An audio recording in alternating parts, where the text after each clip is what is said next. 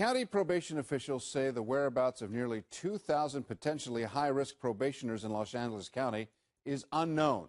This is a result of a 2-year-old law, AB109, designed to reduce prison overcrowding, cut the cost of incarceration, and pump up inmate rehabilitation. But Chris Blatchford, after spending time with the South Bay Task Force, reports police there are calling AB109 nothing more than turnstile justice. Come out. Put your hands up, bro. These Torrance police officers, armed and ready to shoot, are here checking on a West Side Wilmos gangster named Mitchell Cockey, known on the street as Porky or Stomper. He looked at me at the front of the door and he ran into the bathroom and closed the door. Stomper, eventually taken into custody, has a rap sheet that arguably spells out career criminal: burglary, auto theft, assault with a deadly weapon, robbery, and numerous narcotics and weapons violations. Cops find a meth pipe inside his pocket and another one stashed under the bathroom sink. Stomper got out of prison just 2 months earlier after doing 6 years for being a felon with a loaded gun and evading police. This time he goes back to county jail for another 10 days and is released. He's one of thousands of supposedly low-level offenders released under what is now called Post-Release Community Supervision, or PRCS. Torrance Police Chief John New. And these are the folks that have been deemed non-violent, non-serious, non-sex-related offenders, but unfortunately that's not the case. It's not true. He says violent felons are also being released under a 2-year-old law called AB109. It was designed to fix prison overcrowding and send lower-level crooks to county jail or rehab programs instead of prison.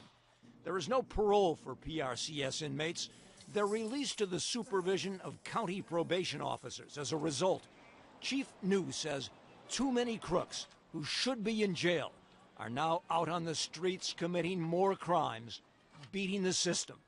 Sergeant Bob Watt. Our property crime rate is up. People are committing burglaries, auto thefts. Can we correlate that with AB109? Unknown at this time. Too early to tell, but sure looks like it. So in June, Torrance police spearheaded a regional AB109 task force involving 12 South Bay communities to help an already overburdened probation department keep track of inmates out on PCRS status. 95% of those that are arrested and convicted through the AB109 crimes are being sentenced to straight time in county jail. They have no access to these real rehabilitative programs, and there is no supervision once they're released. That's a big problem.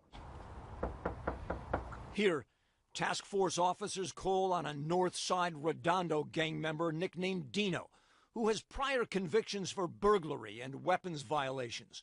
Most recently, he did time for a hit and run. Dino isn't here. But inside the house where he lives with his girlfriend, cops find a little forgery factory in Dino's room. Sergeant Pat Gesquire. Basically identity theft that affects you and I and everybody else. Investigators say Dino has stacks of fake credit and gift cards. To put them in his name. Along with identity information for hundreds of people that comes from a medical marijuana clinic. Officer Nick Budge. And this is what the stolen account information, this is how he gets that person's money, thousands and thousands of dollars. Cops also find a bag of Vicodin pills that sell on the street for $20 to $30 a pop. This is enough for a sales case. Dino is now a fugitive. We have violent felons who are being released. We have habitual offenders that are being released. We have sex offenders that are being released when they shouldn't. PRCS offender Taylor Law has a record that includes forgery, burglary, resisting arrest, battery, grand theft, and multiple drug charges. We're just checking up on you, man. Just making sure you're not doing anything stupid, okay? In 2011, he did 6 months in county jail for stabbing a customer in the chest at a 7-Eleven store, a violent crime. The task force in mid-September finds him at a friend's house in Torrance. He's caught with a baggie of methamphetamine and does 10 days in county jail, called flash time under AB 109. 2 weeks after his release, he's busted on yet another drug possession charge. Reality, you're looking at the average time that they're spending behind bars. That's the real eye-opener, that these folks, in my opinion, the revolving door has become a turnstile. Nazi lowrider Gary Summers, known as Bulldog, has a rap sheet that includes weapons charges, resisting arrest, grand theft auto, assault on a police officer, assault with a deadly weapon, and multiple drug busts.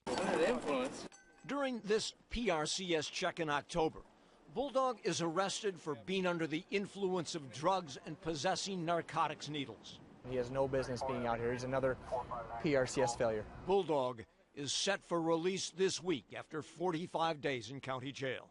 This 50-year-old inmate says crooks are laughing about AB 109. I've seen people get sentenced to a year to 12 days. And under AB 109, a nonviolent designation applies only to an inmate's most recent conviction.